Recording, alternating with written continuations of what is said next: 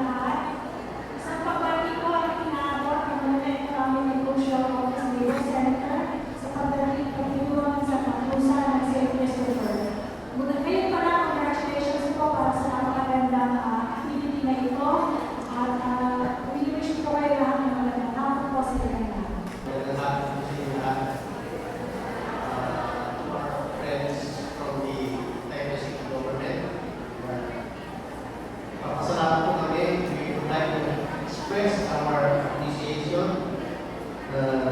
Our most sincere thank you for allowing us to have our possession in your busy streets.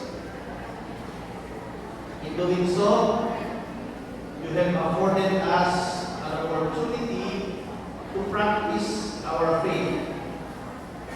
You have shown us tolerance and respect for our faith.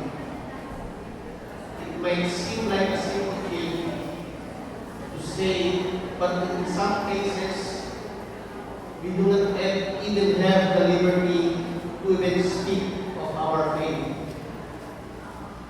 To Father Rino and his co-workers in St. Christopher, thank you for organizing this procession. One turn around, Chuxen Road, and it was over. But we all know how much work went into making that one turn happen. The Santa Cruzan is a reenactment of Queen Helena's journey to the places of Palestine, to the holy places of Palestine, to find the true cross upon which Christ was crucified, a symbol among symbols for Christianity. This event was introduced to the Filipino Catholics by the Spanish, and we made it our own. Like Christmas, we tend to overdo. In our zeal to practice and proclaim our faith, sometimes we need to be reminded of the true significance of the Santa Cruzan amidst the grandeur and extravagance of festivities. We have Father Nino here to remind us of where the Santa Cruzan rose its name from the search for the Holy Cross.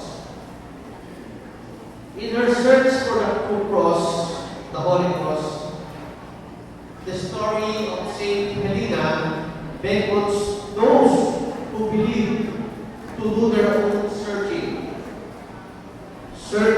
for the origin and true meaning of their faith, what it means to seek Christ and what it means to believe in Him. We may find this not only in events like this, but also in the little things in how we live from day to day, how we interact with each other, and maybe even in the small prayers we whisper. Once faith is found and understood, keep a firm grasp of it. Hold